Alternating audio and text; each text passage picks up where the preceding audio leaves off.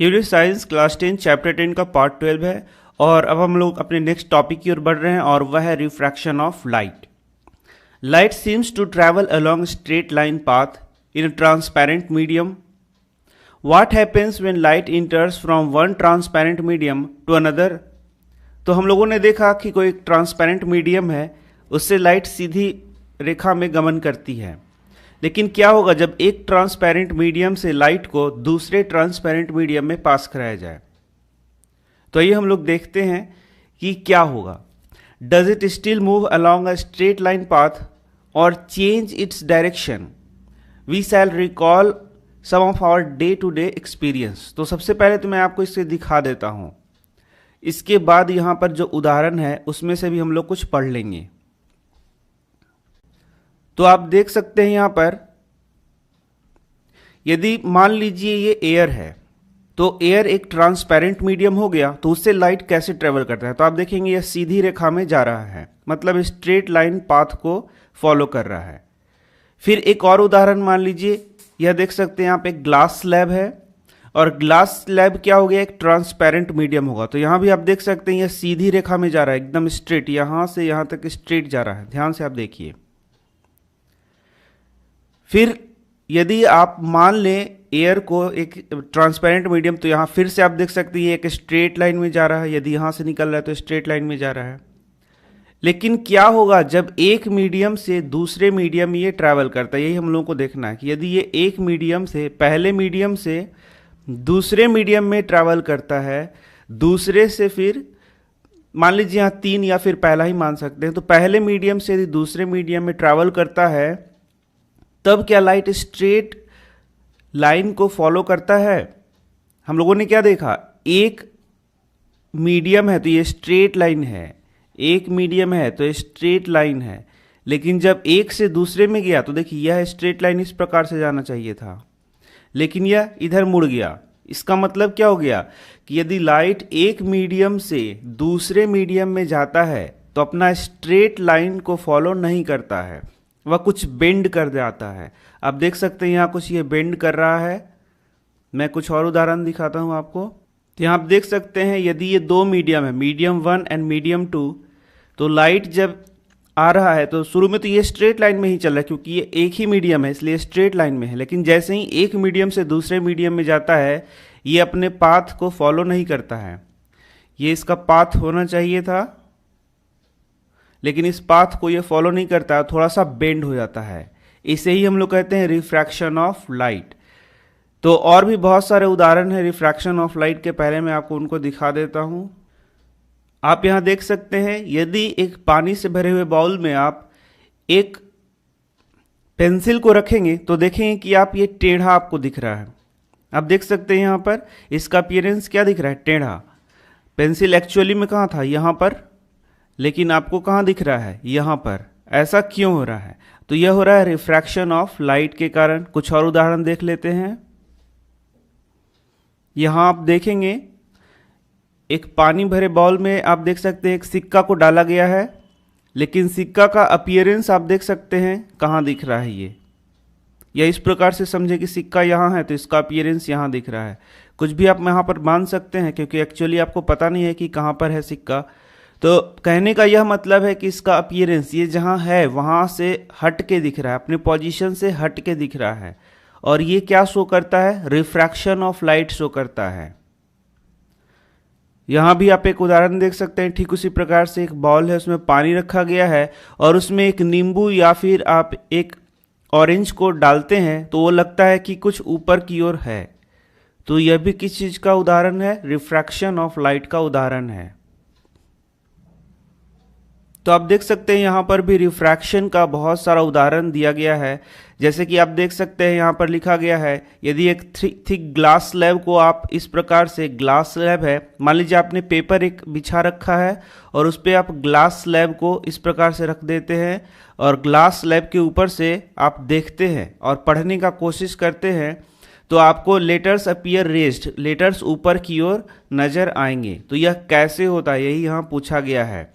Have you seen a pencil? तो मैंने आपको अभी बताया कि पेंसिल को जब हम लोग पानी में एक टम्बलर में डुबा के रखेंगे तो पेंसिल कैसा लगता है? टेढ़ा लगता है। तो ऐसा क्यों होता है, यहाँ पूछा गया है। It appears to be displaced at the interface of air and water. तो ये लगेगा कि अपने स्थान से थोड़ा हटा हुआ है। तो ऐसा क्यों होता है? तो ये मैंने आपको बताया है। यहाँ भी रिफ्रैक्शन ऑफ लाइट हो रहा है। इसी के साथ बहुत सारा उदाहरण और भी दिया गया है, जैसे लेमन वाला, जैसे मैंने बताया आपको कि लेमन को पानी में रखा गया है टम्बलर में डाल के, तो देखेंगे कि उसका साइज कुछ क्या लगेगा, बिगर लगेगा, और वो क्या रहेगा, अपना थोड़ा ऊपर की ओर उठा हुआ लगता है, या बोलेंगे तो अपने साइज अपने प्लेस से थोड़ा हटा हुआ लगता है। तो ऐसा क्यों होता है? रिफ्रैक्शन ऑफ लाइट के कारण। How can you account for such experiences? तो ये मैंने आपको दिखाया अभी तुरंत।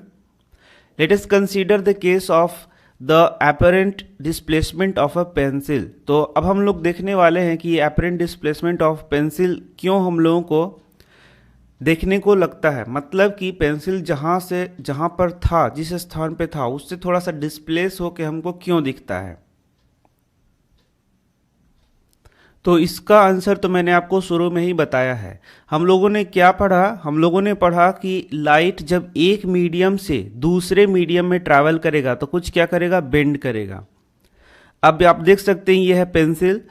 तो पेंसिल क्या है? एक एक्सटेंडेड सोर्स हो गया, और जो कि पॉइंट सोर्स से मिलके बना हुआ है। यदि आप इसे नहीं समझ पा रहे हैं एक्सटेंडेड ऑब्जेक्ट क्या है, एक्सटेंडेड सोर्स क्या है, पॉइंट सोर्स क्या है, तो पीछे के वीडियोस को आप देखें, वहाँ आपको पता चल जाएगा। कहने का यह मतलब है कि इसके इस पॉइंट से हम लोग रेज को पास कराएंगे। तो यदि मान लीजिए रिफ्रैक्शन ऑफ लाइट नहीं होता, तो आप देखेंगे कि ये जो रेज चला तो ये सीधे इस प्रकार से ट्रैवल करता। यदि रिफ्रैक्शन ऑफ लाइट नहीं होता तो, क्योंकि यहाँ पर दो मीडियम है, एक है वाटर और दूसरा क्या है आपका एयर। तो यदि रिफ्रैक्शन ऑफ लाइट नहीं होता तो ये रेज क्या होते? सीधे चलते। लेकिन मैंने आपको बताया कि जब रेज ऑफ लाइट एक मीडियम से दूसरे मीडियम में ट्रैवल करेंगे तो वो बेंड करते हैं। तो आप देख सकते हैं कोई एक व्यक्ति है जो कि यहाँ से देख रहा है, तो उसको ये ऑब्जेक्ट कहाँ दिखना चाहिए था? यहाँ दिखना चाहिए था, क्योंकि यहाँ से रेज आ रहे हैं। तो आप देख सकते हैं ये रेज इस प्रकार से आए, यहाँ तक आए, लेकिन उसके बाद ये बेंड कर जाते हैं। आप देख सकते हैं यहाँ ये बेंड कर रहा है, और बेंड करने के कारण अब ये स्ट्रेट लाइन यदि पीछे की हम लोग ले जाएंगे, पीछे की ओर ले जाएंगे, तो लगेगा, यहाँ मैं फिर से दिखा देता हूँ, ये जो स्ट्रेट यहाँ से स्ट्रेट लाइन यहाँ तक तो गया, लेकिन यहाँ पर बेंड कर जा रहा है।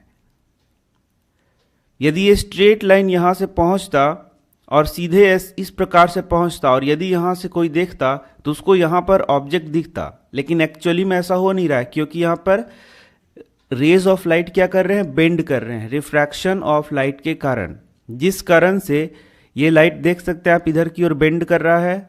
और जब लाइट इधर की ओर बेंड कर रहा है तो उसको आप पीछे की ओर ले जाएंगे एक स्ट्रेट लाइन में, इमेजिनरी, तो ये ऑब्जेक्ट जो यहाँ पर है वह लगेगा यहाँ पर है। इसका मतलब यहाँ इसका क्या हो गया? डिस्प्लेसमेंट हो गया। इसी कारण से ये जो पेंसिल है, जो कि है यहाँ एक्चुअली में, लेकिन हम लोगों को क्या लग रहा है? यहाँ पर। ठीक इसी प्रकार यदि आपके पास एक कॉइन आपने यहाँ डाला तो दिखेगा कहाँ? यहाँ पर। तो मतलब अपना इसका पोजीशन क्या लगेगा आपको? चेंज लगेगा। इसी को हम लोग कहते हैं रिफ्रैक्शन ऑफ लाइट। तो यहाँ पेंसिल के केस में आपको यह एक्सप्लेन करना था। तो आप देख सकते हैं इसको यहाँ पर डिस्क्राइब भी किया गया है।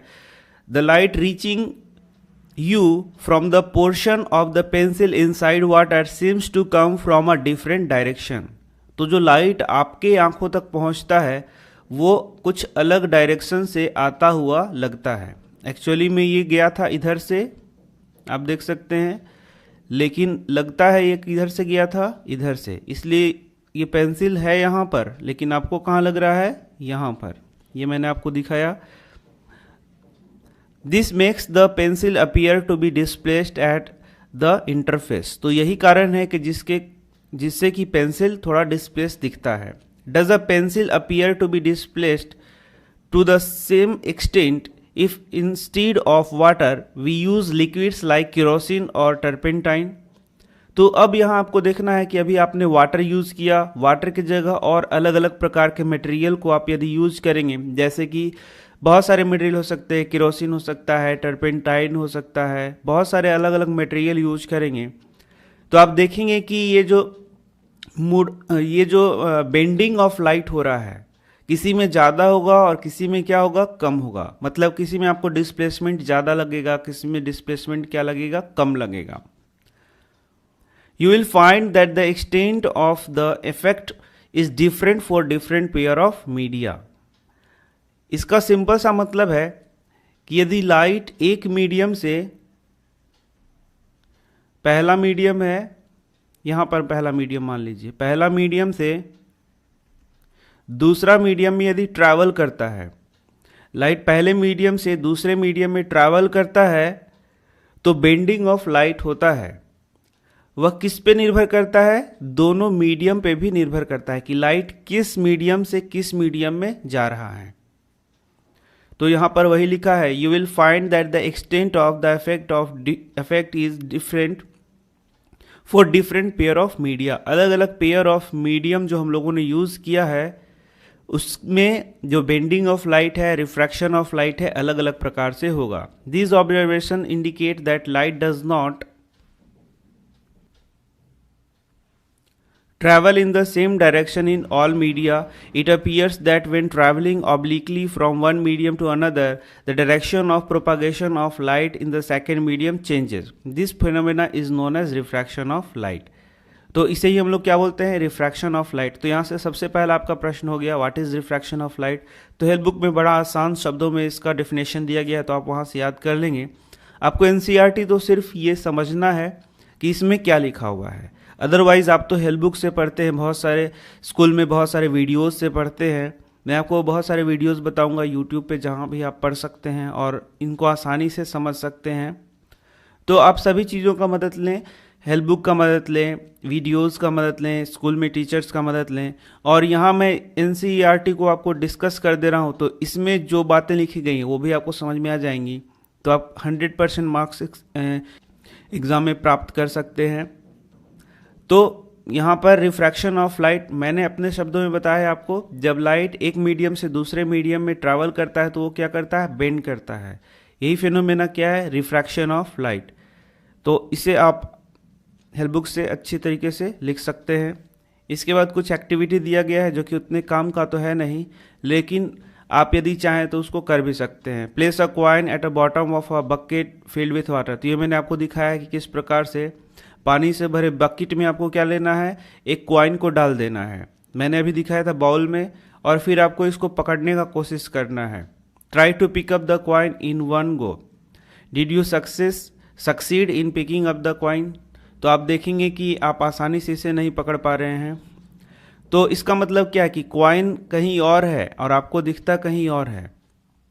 इस प्रकार से इस एक्टिविटी को आप कर सकते हैं। इन सब से कोई भी प्रश्न एग्जाम में नहीं पूछा जाता है। प्रश्न आगे से पूछा जाता है, बहुत सारे न्यूमेरिकल से प्रश्न पूछा जाता है, तो आप उस पर ज़्यादा फोकस करें। डेफिनेशन पे पूछा जाता है, और इसका जो उपयोग है या फिर बोलें कि एप्लीकेशन है, उस पर बहुत सारे प्रश्न पूछे जाते हैं। तो वहाँ पर मैं आपको बताते जाऊँगा क्या क्या प्रश्न एग्जाम में पूछे जाते हैं। तो मिलते हैं आपसे नेक्स्ट वीडियो में। धन्यवाद।